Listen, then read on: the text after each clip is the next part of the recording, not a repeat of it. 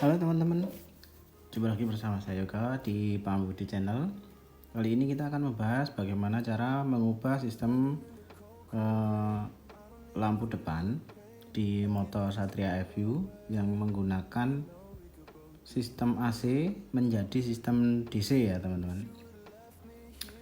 Untuk lebih gampang dipahami atau untuk diketahui dulu, sistem AC itu masih menggunakan arus langsung dari spool ya. Jadi untuk penerangan di lampu depan itu yang menggunakan sistem AC itu masih menggunakan arus langsung dari spool, sehingga lampu akan menjadi redup ketika mesin masih dalam putaran atau RPM yang masih rendah ya. Jadi kalau misalkan mesinnya langsam, lampu akan berkedip-kedip dan redup ya.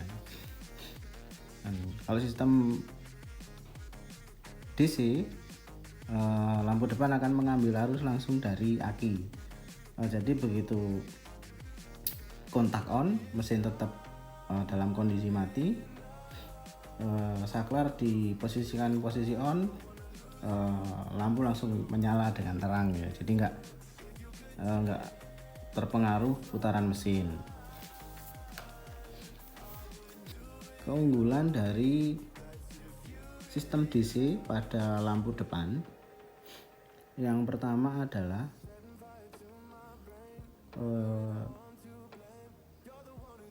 lampu akan menyala terang dan tidak terpengaruh dengan putaran mesin ya. Jadi meskipun mesin dalam RPM rendah ataupun sedang berputar dalam top speed atau RPM tinggi, nyala lampu akan cenderung tetap ya.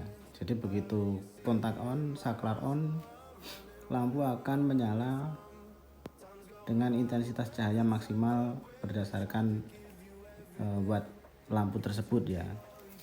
Dengan catatan kondisi aki masih bagus.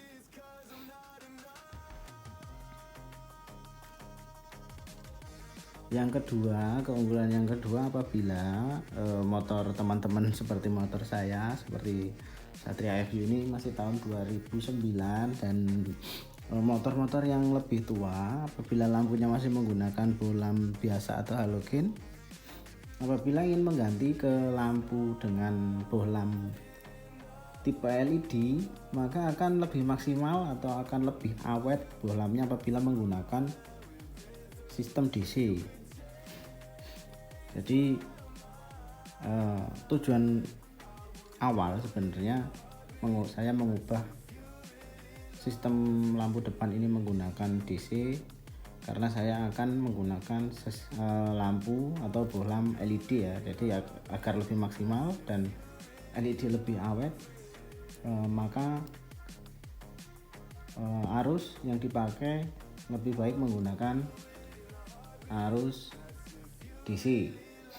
Meskipun mungkin ada beberapa lampu LED yang sudah bisa menggunakan sistem kelistrikan atau arus AC maupun DC. Akan lebih baik lagi apabila menggunakan arus DC, akan berefek lampu lebih awet dan terangnya maksimal. Oke, itu merupakan kelebihan dari sistem DC. Dan kekurangan apabila teman-teman menggunakan sistem DC yang murni arusnya menggunakan arus dari aki atau baterai. Yang pertama adalah bisa memperpendek atau memperberat kinerja aki. Itu kelemahannya. Saya kira kelemahannya hanya itu aja ya teman-teman. Setelah itu, selanjutnya setelah teman-teman tahu kekurangannya dan kelebihannya, sebelum melakukan pengubahan, saya berpikir langkah baiknya apabila teman-teman tahu terlebih dahulu bagaimana standar kelistrikan sistem kelistrikan atau sistem lampu depan yang menggunakan arus AC. Ini skema kelistrikan atau lampu depan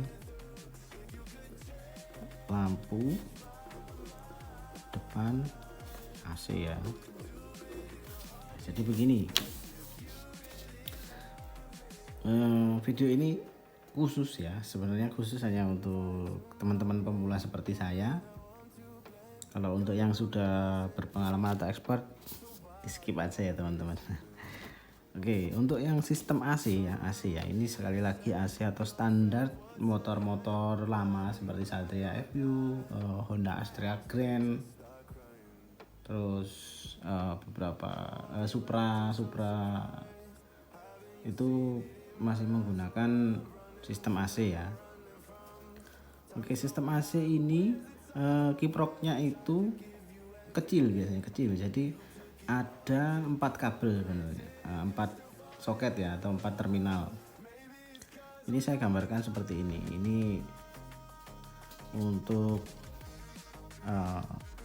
kabel yang keluar dari spool atau magnet atau alternator atau generator, itu ada 2 ya teman-teman, dibagi menjadi 2. Ini yang pertama adalah kabel yang berwarna kuning, ini menuju ke kiprok.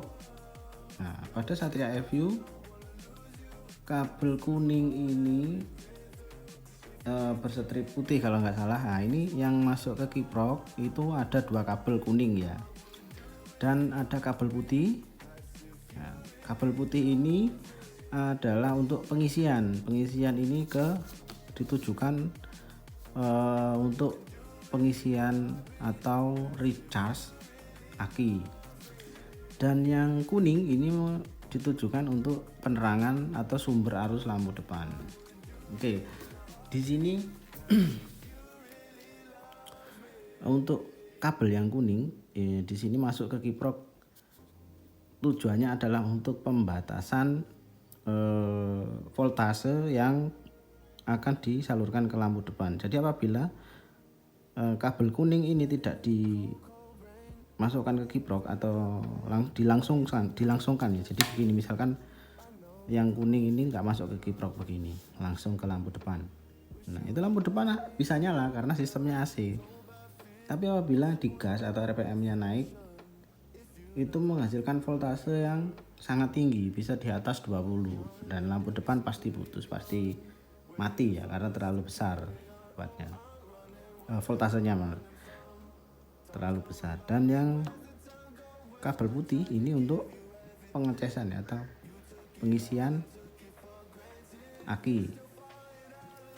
Jadi dia masuk, arusnya diubah menjadi arus DC, dan juga dibatasi voltasenya yang akan disalurkan ke sini maksimal sekitar 14, sekian, dan dimasukkan ke aki.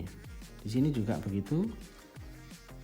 Untuk pembatasan voltase juga berkisar di antara 14 sampai 15 volt ya maksimal. Dan untuk mengubah sistem lampu depan ini agar bisa menjadi sistem DC adalah dengan cara memotong ya. Di sini kita potong. Nah, jadi untuk arus yang dari kiprok akan menuju ke lampu depan ini kita putuskan di sini, dan kabel ini kita carikan arus kabel lain, maksudnya kabel yang mempunyai arus atau voltase keluaran dari kunci kontak. Jadi maksudnya apabila kunci diputar ke arah on, kabel tersebut sudah mengeluarkan arus ya. Dan untuk motor Satria FU ini kabel terdekat yang bisa dipakai untuk diambil arusnya adalah kabel switch rem belakang ya teman-teman. Untuk lebih jelasnya mari kita praktekkan langsung ke motor ya. Jadi kita akan praktek langsung ke motor. Oke. jangan di skip agar tidak gagal paham. Oke, hal pertama yang harus kita lakukan adalah mencari letak kiproknya ya. Seperti kita tahu letak kiprok Satria FJ ada di bawah tangki ya, ini ya. Itu kiproknya. Ya, tepat di jari saya. Kiproknya dan soketnya. Soketnya ini kita cabut ya, agar lebih enak saat melakukan pemotongan kabel yang akan kita sambung nanti ya. Akan kita ubah menjadi arus DC untuk lampu depannya ya. Untuk mencabutnya kita harus menekan penguncinya yang ada di bagian atas ini ya teman-teman. Tekan aja dan ditarik ya. Dan ini adalah kabel-kabelnya, ada 4 terminal. Yang hitam ini kabel massa atau negatif, yang putih ada strip merah itu adalah kabel dari spool untuk pengisian, dan yang merah itu menuju ke aki ya. Itu ketiga kabel tersebut kita biarkan saja, dan kabel yang akan kita potong adalah kabel warna kuning ya. Ini ada 2 kabel warna kuning, yang satu dari spool, dan yang saya potong ini adalah kabel yang menuju ke lampu depan. Nah, ini adalah yang sudah saya potong dan saya kupas. Bagian pembungkusnya ini adalah kabel yang menuju ke lampu depan, tentunya melewati saklar ya, saklar lampu depan. Nah, ini adalah yang sudah saya kupas ya ini. Nah, untuk pengganti sumber dayanya ya, untuk menggantikan dari kiprok tadi, ini saya ambil dari switch rem ya teman-teman. Nah, ini switch rem belakang ya. Ini kita lepas saja. Nah, di sini tuh teman-teman bisa mencari kabel bagian mana yang mengeluarkan arus saat kontak on ya. Nah, ini yang tadi saya lepas. Ini untuk mencari kabel mana yang mengeluarkan strom, saat kunci kontak diputar on, bisa dengan cara dimasukkan atau disambungkan seperti itu aja. Nah, coba kita masukkan ke bagian salah satu lubangnya, kontak on. Apabila lampu depan sudah menyala seperti ini, berarti bagian kabel yang akan kita sambung sudah benar ya teman-teman. Oke, langkah selanjutnya adalah kita sambung. Nah, metode yang saya gunakan di sini, saya menggunakan tambahan kabel yang akan saya masukkan ke bagian sekun ya, sekun atau terminal sambungan ini. Tentunya ini yang tadi sudah saya tes, dan ini mengeluarkan arus saat kontak on ya teman-teman. Ini jangan sampai terbalik ya. Nanti kalau terbalik, lampu akan menyala apabila remnya diinjak. Nah, kalau remnya nggak diinjak, nggak nyala ya. Nah, ini sudah dites tadi, adalah bagian lubang soket atau sambungan yang mengeluarkan arus. Nah, setelah kabel sambungan saya masukkan, sambungan ini kita pasang lagi. Hati-hati saat memasang, jangan sampai kabelnya terlepas atau putus ya. Nanti kalau putus malah enggak nyala lampunya teman-teman. Oke, jadinya seperti ini ya. Kabel tadi yang sudah saya masukkan dan sambungan sudah saya masukkan lagi, saya kembalikan. Nah, di sini memang ada beberapa sambungan kabel ya untuk arus yang dari switch rem. Ini saya gunakan macam-macam ya teman-teman. Nah, ini saya sambung dan saya solder untuk memperkuat. Sebenarnya disambung biasa, kalau kabelnya bagus kuat juga nggak masalah. Kabel tadi saya sambung 3. Ini saya gunakan untuk sistem alarm di motor saya. Ini modul alarmnya itu butuh supply 12 volt. Saya ambil juga dari switch rem, dan ini adalah booster aki yang saya gabungkan dengan grounding yang saya bikin mirip kabel yang mahal itu ya teman-teman. Nah, untuk cara bikinnya ada di pojok atas sini ya. Yuk kita tes dulu. Kontak on, mesin belum nyala ya. Ini kita on off kan saklarnya, lampu sudah nyala ya teman-teman. Nah, ini baru kita hidupkan mesinnya. Oke, mesin sudah hidup ya. Nah, setelah sudah berhasil, sudah fix bagus, kita rapikan kabelnya ya supaya nanti lebih rapi dan tidak terjadi konsleting ya teman-teman. Nah, ini kabelnya saya potong, saya sambung. Intinya dirapikan agar enggak terjadi konsleting. Kita sambung, kita kuatkan sambungannya dan bungkus dengan isolasi bakar agar kuat juga ya teman-teman. Nah, ini untuk kabel yang tadi masuk ke kiprok atau kabel yang di soket kiprok kita isolasi dan soketnya kita sambungkan ke kiprok lagi, jangan sampai lupa ya teman-teman. Nah, itu setelah kita bungkus kabel yang kita potong tadi, kita biarkan saja. Dan sisanya kita rapikan, kita kembalikan seperti sedia kala. Kita pasang cover bodinya. Dan untuk persyaratan yang wajib dipenuhi sebelum mengubah sistem lampu depan dari arus AC ke arus DC adalah kelistrikan motor harus dalam keadaan prima atau dalam keadaan bagus. Dan yang kedua, lampu depan yang tadinya menggunakan AC, saya sarankan untuk mengganti full dengan bohlam LED. Dan lampu depan ini sepaket ya dengan lampu belakang atau lampu rem. Gunakan juga tipe LED agar beban aki tidak berat ya. Karena untuk lampu LED ini kan memakan daya yang lebih sedikit dibanding lampu bohlam konvensional, tapi dengan intensitas cahaya yang lebih terang juga. Untuk ubahan yang saya lakukan ini sudah berjalan kurang lebih 2 tahun ya. Dan untuk aki itu masih dalam keadaan bagus, double starter masih top gear.